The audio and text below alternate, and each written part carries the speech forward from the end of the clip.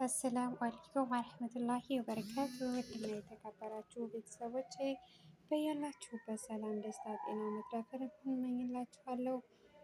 ቤተሰብ ያልሆናችሁ ላይክ፣ ሰብስክራይብ እያደረጋችሁ ቤተሰብ እንሁን። ቤተሰብ የሆናችሁ የምታበረታቱኝ ከልብ ከልብ በጣም ከልብ አመሰግናለሁኝ። ዛሬ እንግዲህ እጅግ በጣም አስተማሪ የሆነ ሁላችንም በህይወታችን ውስጥ ልናሳልፈው የምንችለው አንድ ትልቅ ርዕስ ይዤላችሁ መጥቻለሁ። እሱም ምንድን ነው? ይሄ ርዕስ ህይወት ሁልጊዜ አልጋ ባልጋ አይመችም የሚል ርዕስ ይዤላችሁ መጥቻለሁ። ማለትም ይህ ርዕስ እንግዲህ ለብዙዎቻችን ያስተምረናል ብዬ ይዤው መጥቻለሁኝ። አንዳንድ ጊዜ ተስፋ ሊያስቆርጡን የሚሞክሩ ጨለማ የሚመስሉ ይህ ነገር መቼ ነው የሚያበቃው? መቼ ነው የሚያልቀው? ብለን ውስጣችንን የሚያጨናንቁ ነገሮች ይኖራሉ። ይህም ስንል የምንጨነቅባቸው ብዙ ውጣ ውረዶችን ያጋጥሙናል። ነገር ግን ከዚህ ፈተና በኋላ የሚመጣው አንድ ትልቅ ነገር ይሆናል። እሱም ምንድን ነው? ውስጣዊ ሰላም። ይህን ከችግር በኋላ እንዴት አድርገን ውስጣዊ ሰላም እናመጣለን ስንል በሁላችንም በህይወታችን ውስጥ ብዙ ውጣ ውረዶች ያጋጥማሉ። ነገር ግን ያን ውስጣዊ ሰላም ዛሬ እኔ በህይወቴ ውስጥ ካሳለፍኳቸው ውጣ ውረዶች እና ጭንቀቶች እንዴት እንዳሳለፍኩኝ እና ውስጣዊ ሰላሜን እንዴት እንደመለስኩኝ ከጥቂቶቹ አካፍላችኋለሁ። ውድ ቤተሰቦቼ እስከ መጨረሻ እንድትከታተሉ በአክብሮት ጠይቃችኋለሁኝ። ዋናውና ትልቁ ነገር ማንኛችንም ሰው ብዙ ውጣ ውረዶችን ያጋጥሙናል። ያኔ ማንም ሰው ሆነ ማንም አልጋ ባልጋ የሚሆን ነገር የለም። ህይወት ፈተና እስከሆነ ድረስ ብዙ ውጣ ውረዶች ያጋጥማሉ። እነዚያን ውጣ ውረዶች በህይወት ውስጥ ብዙ ፈተናና ውጣ ውረዶችን በህይወት ውስጥ እንደ አካል መሆኑ የተቀበልኩበት ቀን ቢኖር ብዙ ውጣ ውረዶች ያለፍኩበት ቀን ነው። በህይወቴ ብዙ ነገሮችን አሳልፌያለሁ። ብዙ ነገሮች ተበላሹ የሆነ በቃ ጨለሙብኝ ምናምን ባልኩ ሰዓት አልሐምዱሊላህ የተስተካከሉ ነገሮች አሉ። እነዚህን ጭንቀቶች እንዴት አሳለፍሽ ልትል ትችላላችሁ። ብዙዎቻችሁ ጥያቄ ሊሆን ይችላል። ለምን ብትሉ ይህ ነገር የብዙዎቻችን ጥያቄ እስከሆነ ድረስ የመጀመሪያ ያደረኩት ነገር በህይወቴ ሁልጊዜ ህይወት ለስላሳ ልትሆን እንደማትችል አምኜ መቀበል፣ አልጋ በአልጋ ልትሆን እንደማትችል አምኜ መቀበል። ማለትም ሁል ጊዜ ህይወት ለስላሳ አይደለችም። ይህን ነገር አምነን መቀበል ሁላችንም አልጋ በአልጋ ሊሆን አይችልም።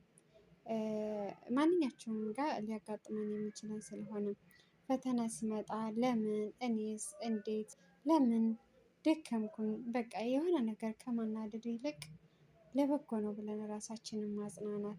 ይህ ነገር ሊያስተምረኝ ነው፣ ሁሉም ነገር ለበጎ ነው፣ ያልፋል፣ ሁሉም ነገር ያልፋል፣ ነገ ጥሩ ቀን ይመጣል ብለን ራሳችን ውጣ ውረዶችን አምነን ተቀብለን ራሳችንን ማጽናናት፣ የውስጥ ሰላማችንን መፍጠር።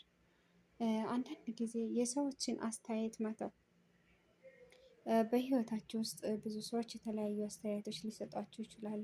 ነገር ግን ከብዙዎቹ ጥቂቶቹ ናቸው ጥሩ ነገር ሊሆን የሚችሉት። በህይወታችሁ ውስጥ የሰው አስተያየት መተው፣ የሰው አስተያየት አለመቀበል ከብዙ ነገሮች ይከላከልላችኋል።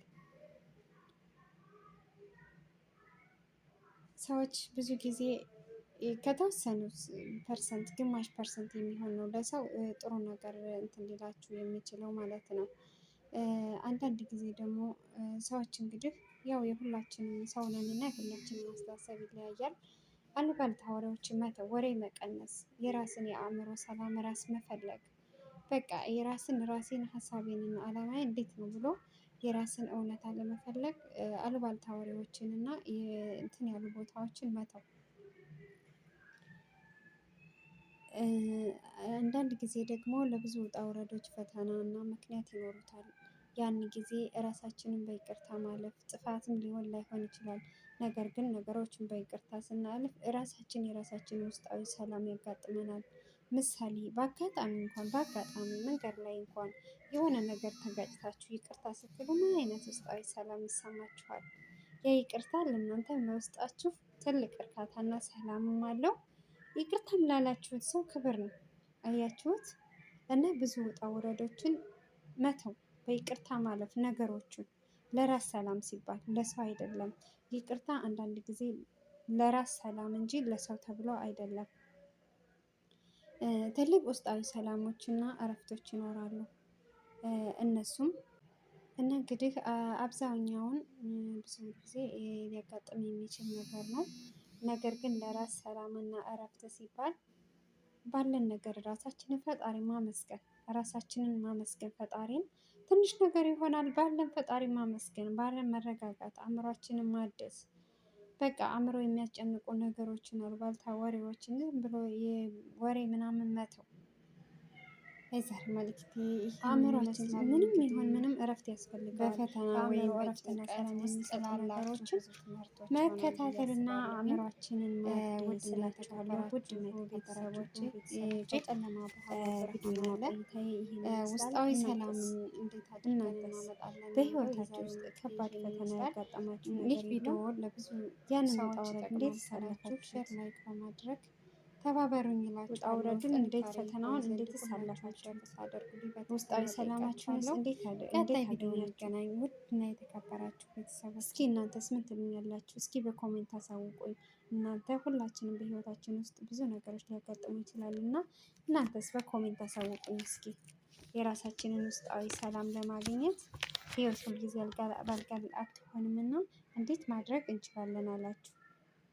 ውድና የተከበራችሁ ቤተሰቦች ከዚህ ቪዲዮ ምርጥ ትምህርት ይሆናችኋል ብዬ አስባለሁኝ። ለቻናሌ ቤተሰብ